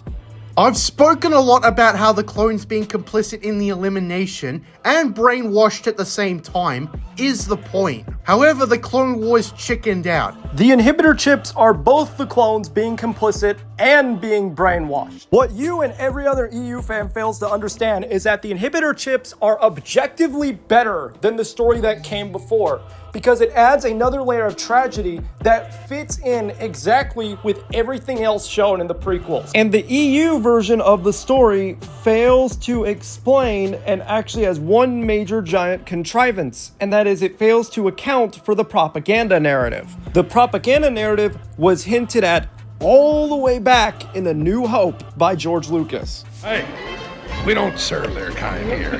What? Your droids. They'll have to wait outside. We don't want them here. Post-Republic, and even during the time of the Republic, the galaxy at large has an aversion to droids. And you see this absolutely everywhere. Droids are looked down upon, kind of referred to scathingly. The way Han Solo treats C-3PO, etc. It's everywhere. And this is an important part of the narrative. The reason why droids are treated this way is because of the Confederacy of Independent Systems. The Confederacy of Independent System mostly fielded droids, and they fielded thousands upon millions of these droids. And they struck so quickly in such overwhelming numbers that many planets capitulated to them. It became an existential fear that battle droids would invade one's home planet and kill their loved ones and their family. It is a real, genuine terror fueled by these droids. And what fueled it even more is the fact that droids are droids. You don't know what they're thinking. You don't know who they're talking to. And that's exactly the type of fear that Republic propaganda relied on.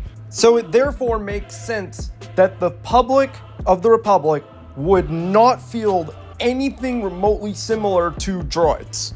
In order for Palpatine's propaganda machine to work, he needed to field people. He needed to field people.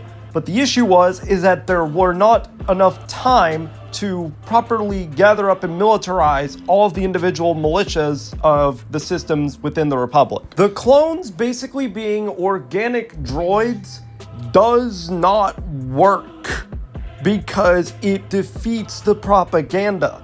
The propaganda is you can't trust something that is like a droid. So why would you be feeling something that's like a droid? The public at large would not accept it. The clones have to be people. And from the Order 66 standpoint of the narrative, it makes more sense for the clones to be like organic, living, breathing people with personalities than it does for them to basically be organic droids that say yes sir and no sir all the time. Because it preys on one of the foundations of the Jedi Code, compassion. The irony is not lost that the Separatists largely fielding droids is basically a metaphor for their dehumanization, how they were dehumanized by the populace, by the Jedi, and by the Republic at large. That the people, the noble people and the Separatist parliament behind these droids were completely forgotten about. The droids became the face of the Confederacy. Their general was a living nightmare. And what EU fans therefore need to realize is that your version of the story, like the EU version of the story, is objectively worse than the TCW take because it does not account for this propaganda narrative. Look back down into it, every single clone being complicit with this big conspiracy actually makes no sense. And that's what EU fans fail to realize. It is just not logistically possible for every single clone to just be in on this conspiracy. It would have to be high up commanders, not low-end soldiers, because not every single individual would mindlessly agree to do this horrific act. If you were to look back at the real-life inspiration from Order 66, where it was taken from, this is exactly how it did play out. It played out with high-level commanders assassinating all members of the Caesar's family. For every single soldier to be in on this, someone would have had to slip up at some point. Not to mention, the Jedi would be far more suspecting of soldiers that were basically like organic droids. Would it be more efficient to have them connect to and bond with the Jedi to establish mutual trust with the Jedi, so that way no one expects the soldier you fought alongside for so many years to turn the gun on you? And it actually would come to the detriment of Sidious's plan in order for the clones to not have a personality. And there's a big reason why that every single EU fan is stupid about. Sidious needed the Jedi to view these clones as trustworthy soldiers, ones that they would never suspect of turning their guns against them, ones that they would never suspect of anything. The Jedi, while prideful and negligent, are not entirely stupid.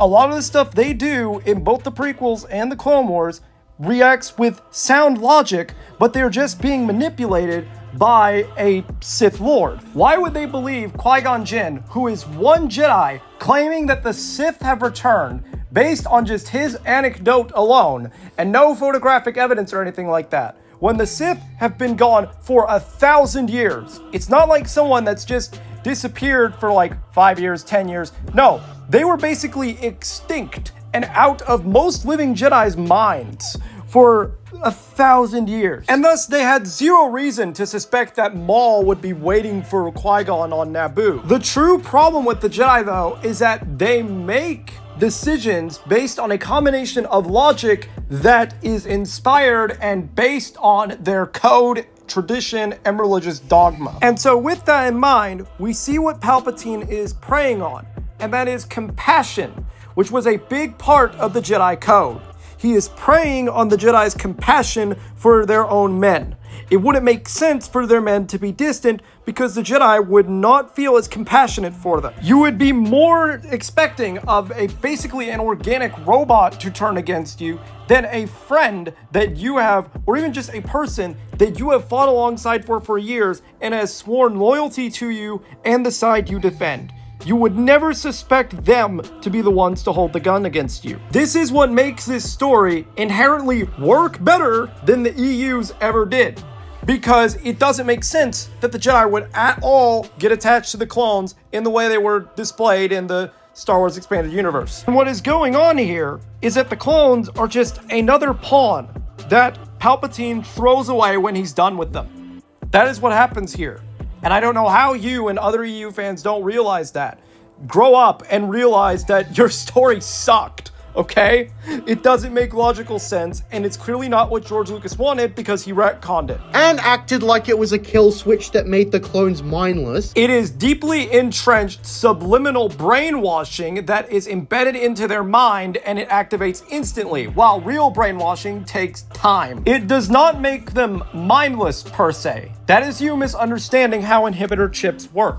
It puts them into a trance where the only thing they can think about is obedience. In fact, being brainwashed into a submissive, docile, and obedient state is one of the easiest feats of brainwashing to perform, so this is not as unrealistic as some people try to claim. Judging by some of the clones repeating "good soldiers follow orders" over and over again, what seems to be occurring here is an instance of something called fractination, which is basically a repeated use of a trigger or a hypnotic suggestion over and over and over and over and over again until you can't think about anything else. This actually makes the inhibitor chips fairly realistic and within the realms of actual plausibility. Fractination is not a hard feat to achieve. In fact, it can be achieved rather quickly. Most fractination videos and audio files last barely 30 minutes, and those are just the really intense ones. Sometimes, if it's a subliminal, they can be 3 minutes or even less to get the desired effect. Since this is implanted directly into their mind, though, there is no way for them to really focus on anything else. And so while we don't have anything like that in real life to compare it to, I doubt that they would last very long. This lines up with the clones still being self-aware while they are doing all this, but not entirely being able to do anything to stop it. You are always fully aware, even if you're in trance. The suggestion they are being given is good soldiers follow orders. So they are acting exactly that. To be a good soldier and follow the order. Execute Order 66. And with this chip playing on loop, repeated instances of this fractination subliminal, there is no way that they would be able to regain conscience until it stops or they're snapped out of it. Judging how some of the clones act, how their bodies immediately seize up, and how Rex drops his helmet, we can pretty much infer from what we see here that this is a subliminal audio being played directly into their brain at full intensity. Likely a very intense subliminal audio as well. Hypnotic suggestions, if powerful enough, can do way more than just affect the mind. They can convince the body to move on its own. And this seems to be a very powerful, very, very powerful fractionation subliminal. And as terrifying as this might sound to people watching, it is not outside of the realms of possibility for a subliminal audio this intense to get you to do something like this. The clones not removing their helmets either is also a big sign about this. Rex was only able to resist because he had his helmet off. When you're inside the clone helmet, it is a perfect chamber of isolation from the rest of the world. This is a tactic that actual torture chambers use to try to crack prisoners and also brainwash them in real life, thereby overriding the clone's moral agency. That's not depth or nuance. That's a completely different story. It's depth and nuance because it makes the clones just as much as a victim to Palpatine's machinations as is everyone else. And a far weaker one at that. My brother, the story you like doesn't even make any logical sense.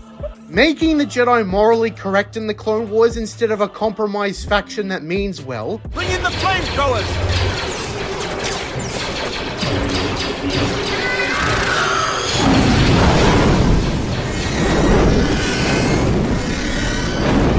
Also does a lot to cheapen the tragedy, because it shifts the story from, well, a tragedy, into just bad luck. Oh darn, if only the Jedi knew about the inhibited ships, and knew more about the Sith grand plan. The Jedi made a logical decision that made complete and perfect sense from their standpoint and in line with their values and tradition. It's not an accident, it's an instance of conscious negligence and willful ignorance. Also pushed forward by a smear campaign launched against an innocent man and Camino-backed statements of everything. The Jedi took the Republic propaganda-approved message at face value and did nothing else with it. Also, Order 66 was cleverly masked within clone production as just being a contingency for if the Jedi became traitors to the Republic for whatever reason. This made the Kaminoans none the wiser when it came to the production of their own clones. Not even they were fully in on the Sith grand plan. The whole reason why they get defensive over Shaak-Ti and the other party wanting to see the inhibitor chip and investigate it is because this was a part of their prideful creation, their proud property, the clones, and were upset that they could be perceived as any bit of imperfect because Kaminoan society is just perfectionist to the extreme. Basically, the Jedi in TCW exist to reframe the tragedy. It wasn't their own arrogance and not picking up on red flags that was the problem. It's that they never had the ability to pick up on them in the first place. No, it's because the Jedi were lazy, arrogant, and complacent and did not do anything outside of what Republic media already told them. They take absolutely everything at face value and do no further investigations because they are so prideful that they are correct in everything. And when red flags do pop up, it makes logical sense that they are not red flags, but only from their point of view with their religious dogma, tradition, and moral code in mind. And if you've watched any of the arcs involving Ahsoka being framed or Fives and his death, you would understand this, but I'm guessing you actually haven't watched this show. Because I genuinely don't see how you don't understand this if you've actually seen it. TCW doesn't treat the Jedi as complicit actors making decisions. Yes, it does. Instead, it treats them as unknowing good guys until it's too late. That's because we're watching from the Jedi's perspective, and the Jedi believe they are the heroes even though they aren't. It's an infinitely weaker story because of that. Actually, the EU is an infinitely weaker story because it's less tragic than the Clone Wars with all of the nuance about the clones and the separatists and etc. But you can see why the show's hardened defenders always frame this as fixing the prequels. Expanding upon the prequels. When the reality is that the show just chickened out entirely. When the reality is you haven't engaged with the show or the questions that it's given you, or you just haven't watched it ever. Having the Jedi question the system enough to make them sympathetic is a fatal flaw in how TCW treats the prequels.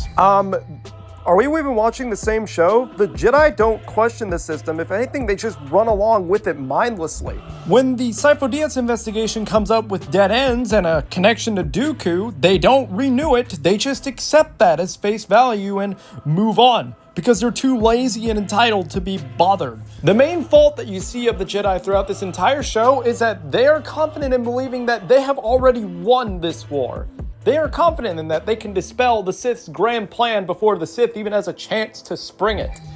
This amount of arrogance is what led to their downfall. You see this in several arcs. You see this in Luminara's fight with Asajj Ventress, when Luminara is so cocky that she can beat what she assumes is just a teenage girl with no real training. It's infuriatingly arrogant. It makes you want to slug her. In the Lair of Grievous episode, there is a view onto how this war is affecting the youth, particularly in the route of arrogance, when Nadar Veb, a former young Padawan that tutored underneath Kit Fisto, believes he is a match to 1v1 General Grievous and survive. Unfortunately for him, Grievous is a dirty little cheater and he absolutely does not live. Sometimes you see this from even some of the better Jedi like Obi-Wan. Oh my gosh, is Obi-Wan cocky. It might be easier to swallow for the general audience, but it doesn't challenge them. And that's assuming that trying to gather all this nuance and making all these inferences from a kid's TV show is not a challenge as it is. And that seems to be the thing that prequel haters really struggle with.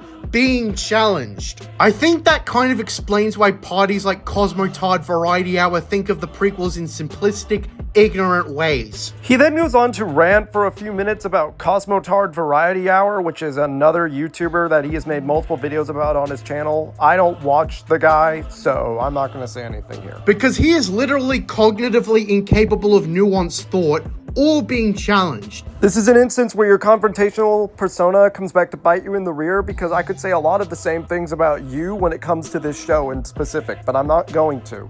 He cannot even stop to think about themes, symbolism, or meaning, or what the prequels are trying to show us. It's probably why most prequel haters come off as really ignorant and stupid, and fall way short of understanding the prequels most of the time. Stuff that doesn't reassure them makes them feel threatened, and it's why they welcomed the Clone Wars with open arms. Actually, it's mostly prequel fans who love the Clone Wars because it expands upon this narrative and world that we love so much already. Because it was the dum-dum show they played over at Weenie Hut Juniors. Just because this show was made for kids on the surface, that doesn't mean that there's more deep meaning inside of it that you can pick at once you really delve down into it and take it for what it's trying to present to you and engage with it. Everything the Clone Wars does is far weaker. My source is that I made it the fuck up. Now, when you think about why the show was made the way it was, prequel hate of the time is obviously a key factor. No, it's that George wanted to expand the world in a place where he felt like he didn't get to. But it's also the constraints of making a cartoon show. Finally, a bit of objective information here. Yes, the constraints of making a cartoon show did limit the Clone Wars and what it was able to do in multiple key ways. But it still managed to do a lot with what it did do. They stay static, or they grow in the wrong direction. Maybe it's not a complete lie to say that the characters in TCW have arcs of growth, but that's not the kind of arc they're supposed to have in a tragedy. Every character should have their own arc that depends on the type of character the writer wants to take them in the direction of going. Ahsoka could have arcs of growth, while Anakin could have arcs of regression. An actual tragedy arc would involve more and more moral compromises and more ends justify the means thinking. So yes, the characters evolve, but not in an insightful and productive way. As stated before, it depends on what character you're working with and what direction the writer wants them to go. But not in an insightful and productive way. If at... What kind of ad placement is that? What in the... That's terrible. What in the world? Yeah, my guy, I feel like I need to let you know that ad placement just screwed over that video of yours. Typically, Ahsoka, for example, changes between seasons artificially rather than gradually. You know, the more I think about this topic, the more my criticisms make sense. No, your criticisms do not make sense. If anything, I have debunked you thoroughly throughout this video. He doesn't say anything else really important throughout it, so yeah, this was probably one of the worst takes on TCW I have ever had the displeasure of watching. And hope I gave some valuable insight to all of this. Because J.J. Plagarisms, he is doing a lot of good work in dealing with, you know, the modern day prequel hate and all of that, but he still continues to provide a bastion for the absolute worst of EU defenders to rally behind. And I feel like that is his real major problem. But anyways, guys, I hope you enjoyed this video. Hit like and subscribe for more Star Wars content like this and more Star Wars content not like this. And I'll see you guys in the future. I'm the Fandom Agent 44. Peace.